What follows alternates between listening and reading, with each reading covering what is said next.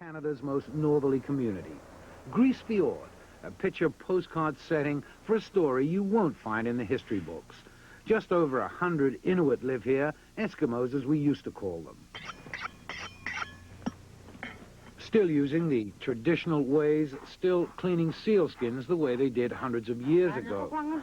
Living a life that combines the old and the new, and would appear to have evolved that way, but it didn't. There's an irony here. These people are not natural inhabitants. They're transplanted here, and in fact, they're a long way from home. This is the story of an amazing little group of Canadian pioneers that almost nobody outside of the North has even heard about. Long before we started worrying about our sovereignty over the Northwest Passage, there was a flurry of Cold War concern over our ownership of the Arctic islands themselves. And at that time, we responded not by simply planting a flag or sending in an icebreaker, but by bringing in people, whole families. As this story unfolds, we'll see why we've never been too anxious to boast about their extraordinary feat of survival. In the 20s, the RCMP arrived on Ellesmere Island in a sovereignty gesture, even if the flag they raised was the Union Jack. But that wasn't enough. We needed people, a population. By the 50s, the sovereignty challenge came from the Americans, rather than Denmark or Norway, which had once claimed some of the Arctic islands. There wasn't any direct claim from Washington, but the way the Americans had moved in during World War II and constructed air bases across the North seemed to be saying to us, you do something about the Arctic or we will. That was the backdrop to the annual voyage of the medical and supply ship C.D. Howe in 1953. That year, she carried 6 Inuit families from Port Harrison, Quebec, candidates for resettlement because of poor hunting and poverty, to the sovereignty-conscious government, convenient new settlers for Resolute Bay and uninhabited Ellesmere. Sovereignty meant nothing to the Inuit. It was never even mentioned. They volunteered to go simply because they were told game would be plentiful. In fact, sovereignty was a major factor. The Inuit were moved north like pawns on a chessboard. Occupancy was the only way in which you could really enforce or guarantee sovereignty in areas. Retired Air Commodore Keith Greenaway was there in the 50s as a senior government advisor. The movement into Resolute or into Ellesmere Island, was enhancement of the sovereignty. The weather station at Alert, top end, but there'd been a number of the hunters from Greenland coming over onto Ellesmere Island, and this was more or less to enforce the sovereignty of that part of the island.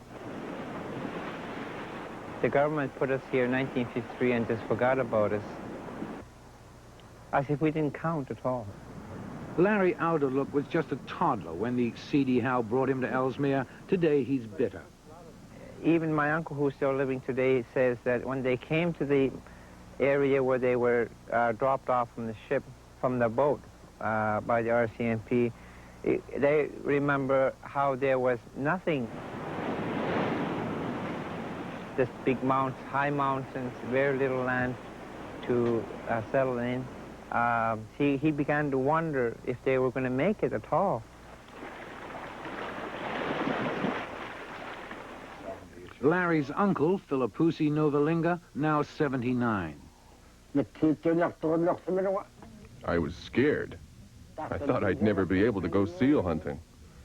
I'd never hunted in the dark before, and in the winter it was dark all the time.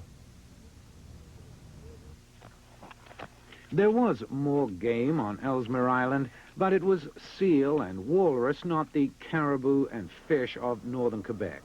The new occupants hunkered down in their strange new environment with no shelter, cold, homesick, and in trouble. They were literally dumped with nothing, just tents to stay in from the weather. I remember part of that being really cold in tents, especially in the mornings. I remember part of that myself. Standing here among the icebergs just before the Arctic winter moves in and blacks out the sun completely, it's hard to imagine how they even survived those first few bleak months here. But survive they did, and I guess it's a tribute to their toughness and their survival instinct that they're still here today. Tiny Canadian population that stakes a living and human claim to these vast territories. My first thought was, how are we going to live without houses, in the dark? Riney Flaherty was one of them. She came to Grise Fiord with her husband and young children and struggled through those tough early years. Incredibly, it wasn't until 1963, 10 years later, the government began to build subsidized housing and she began to feel at home. Today, it's a community. And behind the cash register of the co-op store, you'll find Riney Flaherty's daughter, Mary. Perhaps better than any other, her story illustrates the absence in those days of any sense of human rights or citizenship for the Inuit. Mary, just 2 years old, was taken off the boat at Churchill on their way north. Doctors said she had TB and was being sent south. That's the last her family heard of her. While she was away, we were never told what happened to her. No one contacted us, and they could have through the RCMP radio. I didn't know where she was, if she was alive or dead. 3 years later, baby Mary came home. After leaving hospital, it had taken the bureaucrats a whole year to find out where she belonged. So that must have been a very happy day. It was not a happy day at all. She cried a lot. After so long, she didn't know who we were. We were simply strangers. Today, a new generation of Inuit, some who've moved south, still feel scarred by their childhood experiences. One of them is Mary's sister Martha, who now works for the Inuit political cause in Ottawa. The part I remember very well was doctor trying to give me a brush cut. They found, one of the nurses, I guess, found a lice in one of the kids. So they decided to give them, all the kids, brush cut. But I fought, so I was left alone with long hair. So what happened when they came to give you a brush cut? Oh, I remember him chasing me with scissors, the doctor. I went underneath the bed, and he didn't catch me. And I went upstairs. I ran upstairs to the washroom, locked myself. I remember I was crying with my mother, and I don't remember what happened there. Martha will never forget that, Doctor, but there's a lot more troubling her than that incident. The part I don't like, I'm still angry about, is that I never have a chance to go to school by age of 5 or 6. Because there was no school, whereas if I was in northern Quebec, I would have went to school. So when did you finally go to school? Age of 12. You never went to school before No. you were 12? No.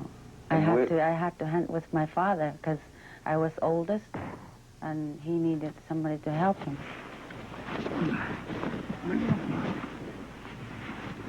I lost my childhood because of that. Never had a chance to be a child. It's different for today's children. There are still social and cultural problems, but most Canadians would be shocked that when Larry Antelope was a boy, indeed until 1967, all Inuit were known to the government by a dog tag number and the letter E. E for Eskimo. E955. Do you remember him? Like all the others, Martha was literally just a number. Defiantly, she wears it to this day. This number, and I saw a doctor who wanted to cut my hair. Not too long ago, I showed it to him, and I told him that I still wear it because I live south just in case I get lost, because my sister got lost down south before. The C.D. Howe didn't only deliver its human cargo to Ellesmere Island on its voyage of 1953. Half of the Inuit families were put ashore a little to the south on Cornwallis Island into a very different situation. In Resolute Bay, a wind-blown wasteland of dreary Arctic gravel, there was one major difference to Grise Fiord. Here, the pioneers weren't alone. They had neighbors, a Canadian Air Force base. And that fact was to have a major impact on their new life in the pioneer settlement. Resolute was the crossroads of the North. Whites came in from the government, the military, and the Inuit assimilated to some extent anyway. Traditions lapsed, and a new native lifestyle revolved around a dependence on the airbase.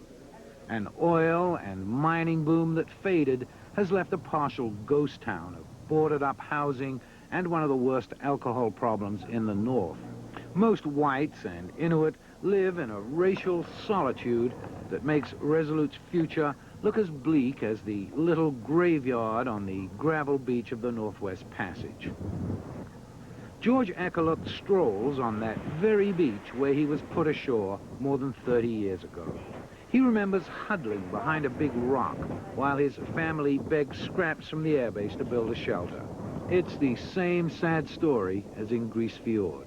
No houses, no school, no nothing. They just dump it there. Today, his family has to scrape together more than $1,500 to send their elderly mother back to visit relatives in Port Harrison.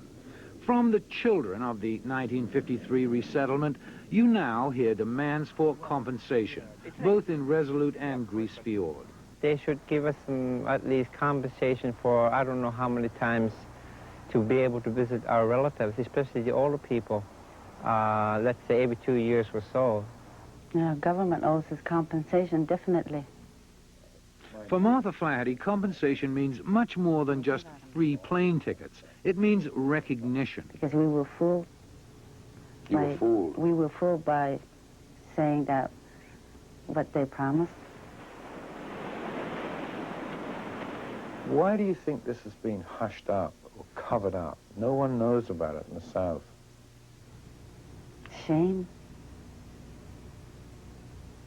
Have they deliberately sort of swept it under the rug? I think they used us. Definitely. The politicians of the 50s are gone now, and their successors have a very different attitude to Native peoples and their grievances. When people first hear this story, I think any normal person is kind of awestruck that it happened in Canada, first of all, and secondly, that we didn't know about it. David Crombie, Minister of Indian and Northern Affairs, eloquently concerned, but not quite sure of the answer. It is a kind of scar on their soul, and that's why it needs to be dealt with. But it's a healing thing. I mean, there's a limit to politics.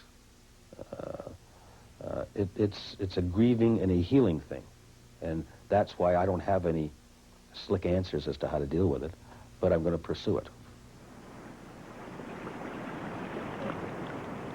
In the textbooks and on the map, this is still the land of Frobisher, Franklin, and the fabled explorers who discovered it. For the Inuit, who pioneered it and struggled to put down those fragile roots of settlement and sovereignty, the recognition of history has yet to catch up. For the Journal, I'm Bruce Garvey in Resolute Bay. When we come back, the cutting edge of instant cash.